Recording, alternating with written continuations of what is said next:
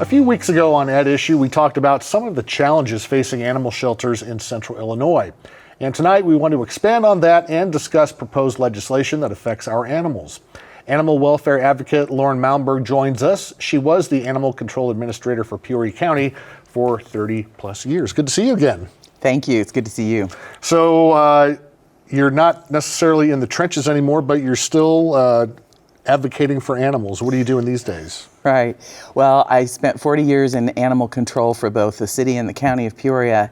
And when I retired, I continued doing training for our two state associations, both in animal control and animal welfare work, and also do some consulting for Cook County Animal Control and some other parties around the state. So I'm still entrenched. I do a lot of things with lobbying for legislation in the state legislature as well.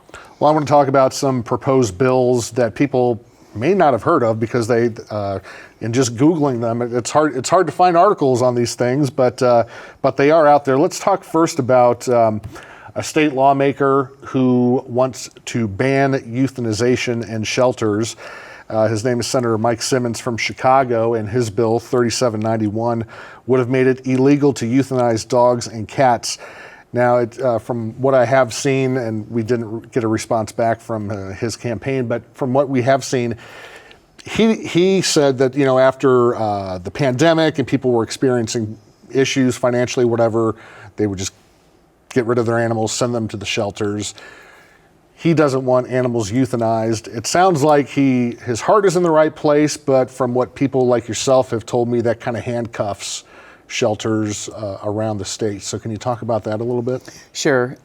Senator Simmons, we met with him. He's a good guy. I think what happened is he read an article about how all of the dogs and cats that had been adopted when the pandemic first started, you know, because there was a huge rush and shelters were emptied by people rushing in to adopt during COVID.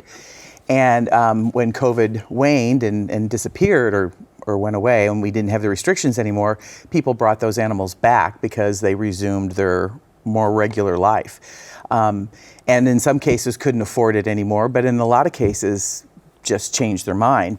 In any case, he heard that there was an overflow of these animals in our shelters and he didn't want to see them euthanized just because the people couldn't keep them anymore. And that's understandable, but he directed staff to write a law that would help that, and essentially wrote one that would eliminate euthanasia for any animal in a facility, which meant anything that was sick, injured, behaviorally unsafe or unsound for adoption or for even managing in a shelter environment, which, you know, obviously euthanasia has to take place. So it was well intended, you know, meant to serve the animals and the people, but it just was the wrong way to go. Well, the bill didn't go anywhere, but let's say it had. I mean, what would that mean for shelters around the state if there was that mandate? Unfortunately, it would cripple those shelters and those animal control facilities who are charged with protecting people and animals. You know, nobody likes to hear it, but euthanasia is sometimes the best course for a particular animal. There are some animals that are so aggressive they are unsafe and cannot be humanely maintained or safely placed into a new home. Those animals should be euthanized. There are some animals who are chronically ill that are suffering from their illness or disease, and the most humane thing to do is to end that suffering. There are also others who suffer mentally. There are animals that are so terrorized or unsocialized that interaction with people causes them more and more stress and more fear. Those animals benefit from euthanasia. So when we talk about saving animals, I think we need to include euthanasia as part of that saving, because we save a lot of animals from additional suffering and cruelty by euthanizing. If that law had passed and we were unable to offer that option to people, or to animals that are so old that were we supposed to let them die in the cages in the shelter? I mean, there are legitimate reasons for euthanasia, and that has to be an option and a tool for shelters and animal control facilities to use. I think a lot of people get confused when they hear the term. They know what euthanasia is, but as far as the reasoning, tell us about, you worked in shelters for a long time. What is it with the population of the shelter? Is there euthanization because of the fact that there's not enough room for dogs and cats? Does that ever happen? Of course it happens. And, when I entered the field in 1980, yes, I am 100 years old, we were euthanizing on a nationwide basis 18 to 20 million dogs and cats a year, every year in the United States. In the last couple of years, it's estimated that we are euthanizing less than a million. Less than a million. So we have made that huge change. Back when I started, we were euthanizing every day, sometimes as many as 30 or 40 animals, simply because there was no space. And animals were being brought to us in hordes. Through aggressive enforcement of laws and affordable spay-neuter and more information to pet owners about proper responsibility for their pet and so forth, we've brought that number down from 18 million to less than a million. I mean, that's a tremendous accomplishment, and one that we don't pay enough attention to. The state of Illinois, I mean, I don't like to use the words no kill, but if you use a national trend for defining what no kill means, it means that you euthanize less than 10% of your animals. The state of Illinois as a whole could be considered a no-kill state. We euthanize we have a live release rate of 92% for cats and 94% for dogs. We're euthanizing less than 10% of both species the whole statewide. Now, individual shelters, everybody has different resources, everybody has different challenges. We have shelters and animal control facilities in the southern part of the state that have no money. Perhaps they're in a low economic county. People have different attitudes about animals. And so it's a real struggle when animals come into that facility to try to find a place for them. And sometimes they're euthanized simply because there's no place else to go. But if you don't euthanize and make space, then the next animal that needs assistance can't come in. And while some people would say it's not a safe haven if the animal's at risk of being euthanized, there's a lot worse waiting for it out there if somebody just turns it loose or ties it up in a junkyard, or, I mean, there are a number of things that can happen to animals when they're not provided someplace safe to go and shelter.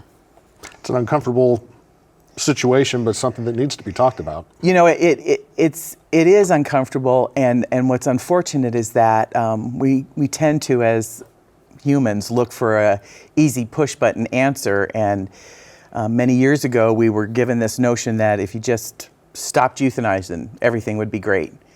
But you can't. There are so many unintended consequences from stopping that, you know.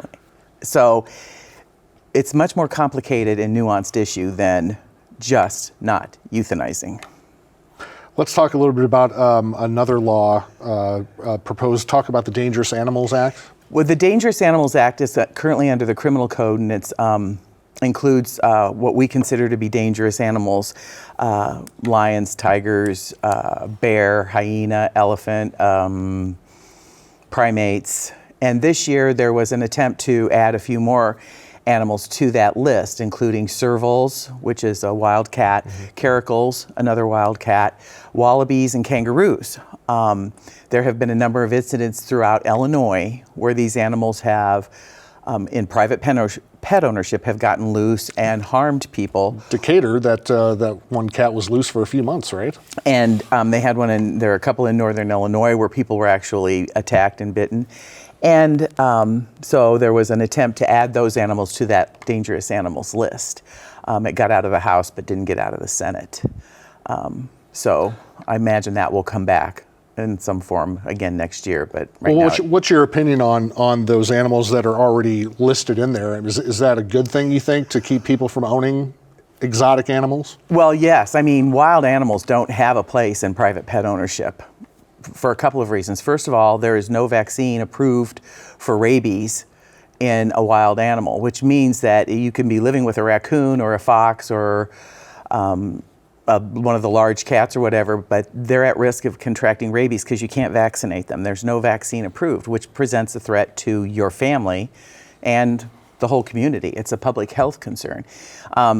On my humane side, I guess, or on my philosophical side, is wild animals don't have a place in private pet ownership. You can't meet their behavioral and nutritional and psychological needs in a home environment. These are animals that cover scores of miles a day who have established territory have particular behavioral needs, and we can't meet those in a living room up on Parkside Drive.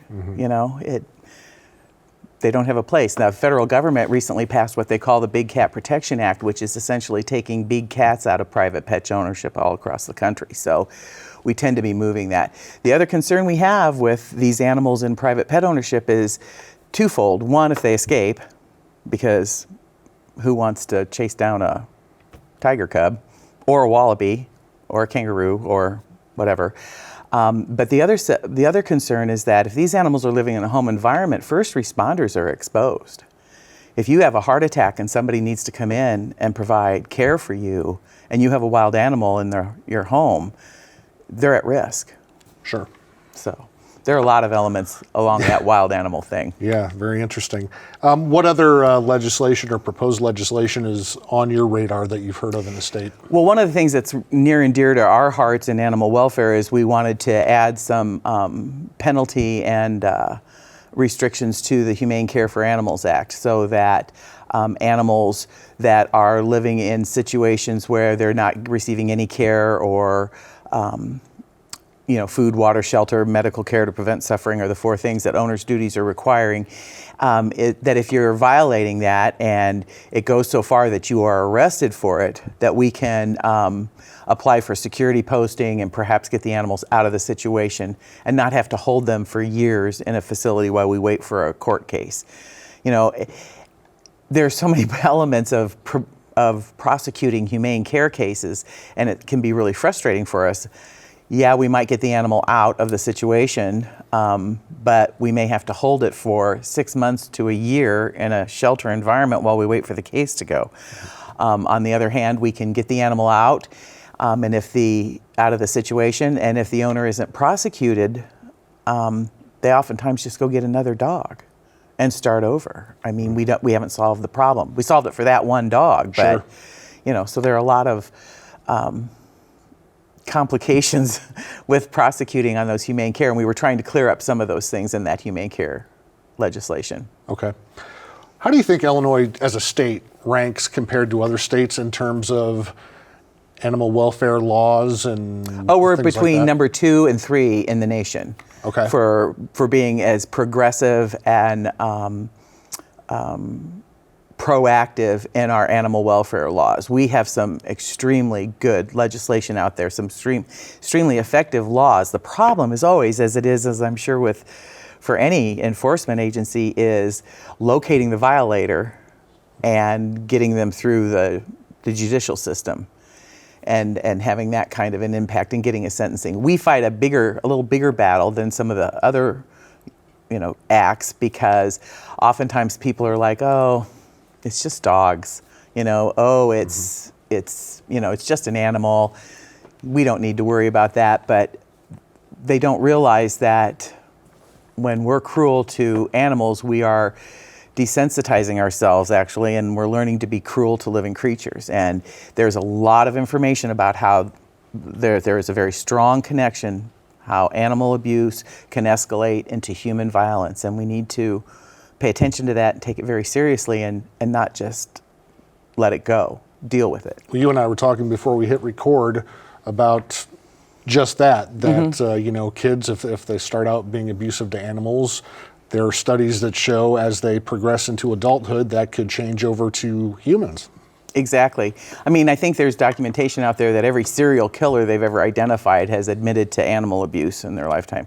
Not that everybody who does animal abuse is going to grow up to be a serial killer, but it is an indication that there's something wrong.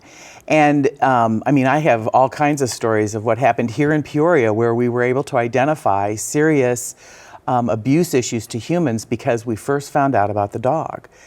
We entered one property where we had a complaint that the dog was tied in the back and there never used to be a dog there. A neighbor noticed it. And when we got there and pounded on the door, we could hear somebody calling for help, and a police officer helped us gain access, and an 85-year-old woman had been laying in there with no care for days because her son was taking her check, dropping off a bag of McDonald's every day, and got tired of dealing with the dog, so he just tied it outside and left her. So he got arrested, she got care, and the animal got relieved. But nobody would have known about that, or could have, I mean, she could have died in there, and nobody would have known about what was going on except that a neighbor saw a dog where it shouldn't have been. Mm-hmm.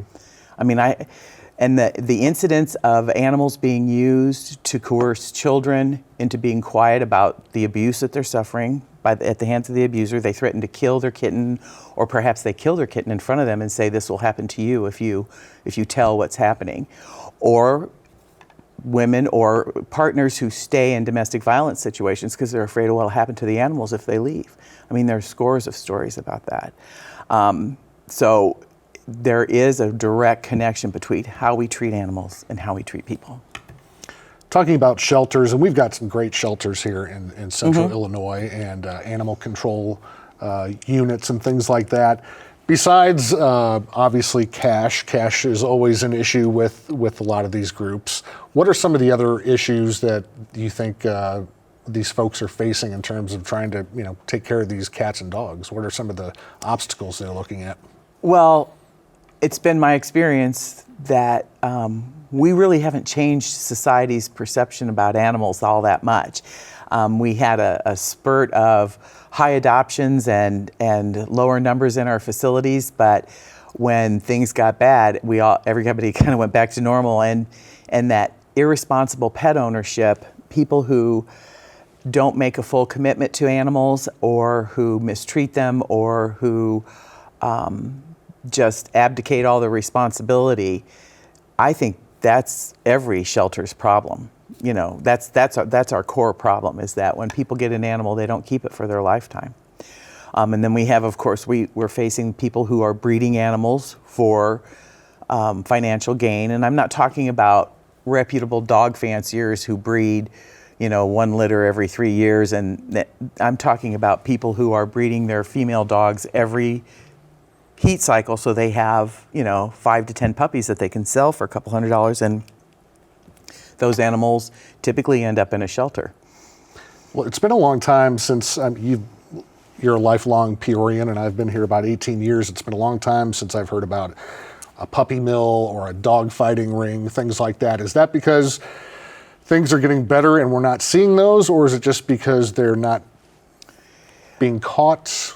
Well, we had a lot more organized dog fighting in the early 80s and 90s, and then after the whole Michael Vick thing, and it became less of an organized thing and more of a, I guess you'd call it street fighting. People would show up in a garage with their 2 dogs, and they'd, bet a little bit of money, and they'd have their dogs fight. So it's I don't think it's quite as prevalent. The organized type is quite as prevalent. Unfortunately, what's happened is with the dogs that were being used for that, bred and used for that, they've kind of taken on a certain status or a certain reputation, and so they're being used in other ways. They're being used to guard drugs. They're being used to intimidate people into doing things. So it's kind of changed from the actual fighting of dogs, I think, although I'm sure it still goes on. But we're kind of seeing these poor dogs being overbred and overused and encouraged to be aggressive, and we have police officers having to shoot them to get in access to a property, or we have them trying to get the animals away so that they can dig up the drugs that have been buried in the backyard. I mean, they're used in nefarious ways. Mm-hmm. And intimidation against other people. I never even thought about that intimidation aspect. That's scary. We had numerous cases where people would try to intimidate other people, either because they had a relationship with them or because they were neighbors or whatever, by, we say they stick their dog on them, but I mean, they would intimidate them with their aggressive dogs. Mm-hmm. and be proud of it.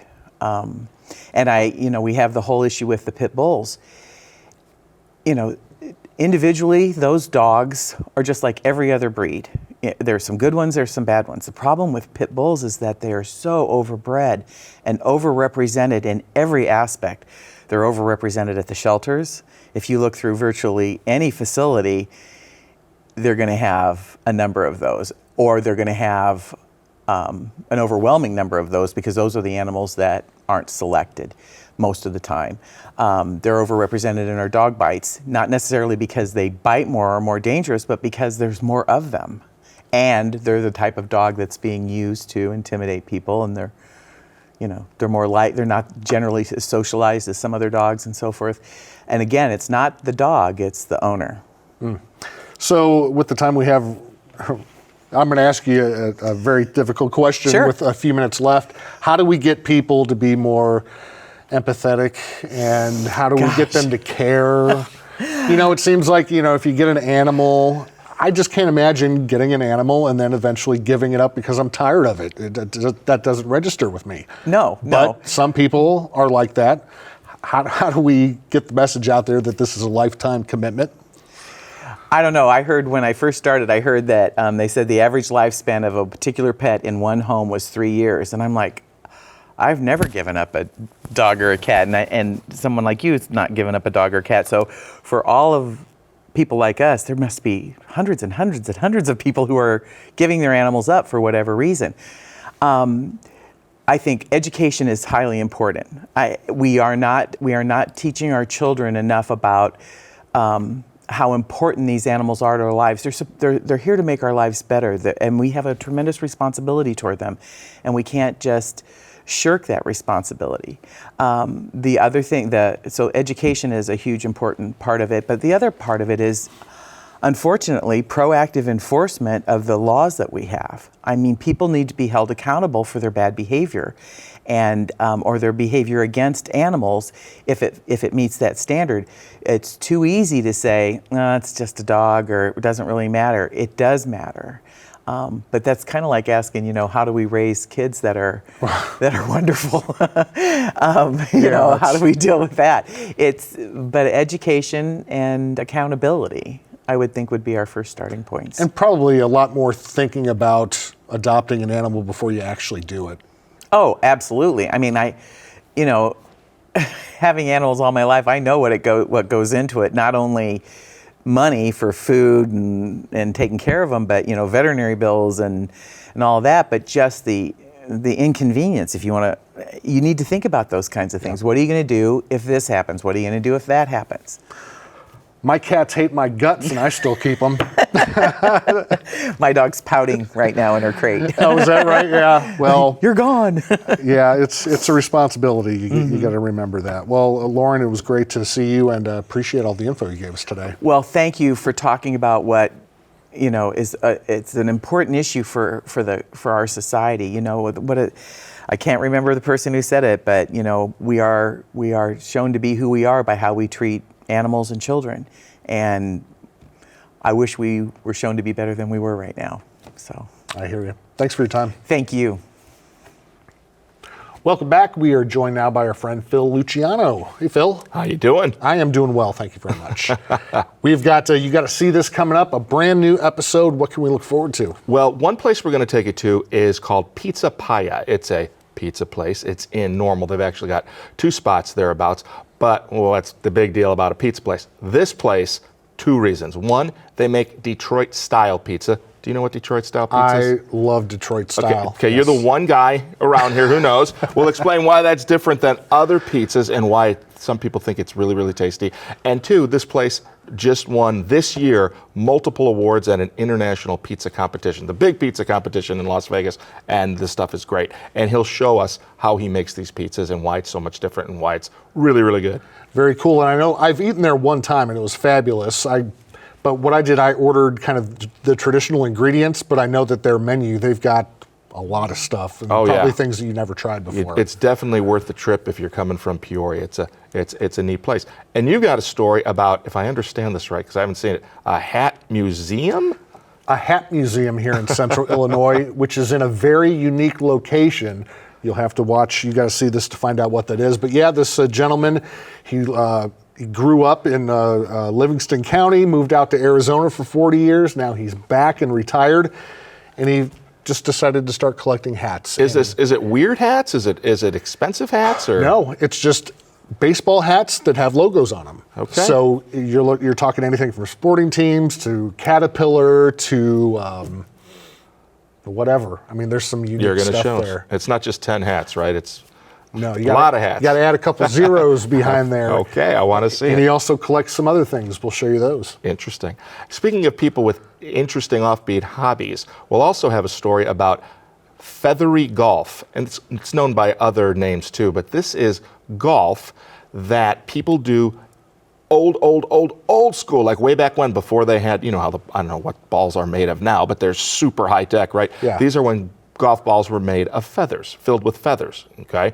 And they also use wooden shaft clubs. And so this is how golf was done long ago, and it looks super hard to me. I bet they seem to have fun. I mean, it's hard enough to drive a golf ball, but one made of feathers, we'll show you how they do it. Now, most importantly, do they dress like the old-timey They do. with the big pull-up socks and It's all kind that of a stuff? whole period thing, but there are groups like Civil War reenactors and whatnot, and they're going through those motions, scripted motions. This is actual competition. I mean, they're not cutthroat. It's not like Sure. Caddyshack or something, but they seem to be really into it. So it's kind of cool. The kangaroo stole my feather ball. There you go.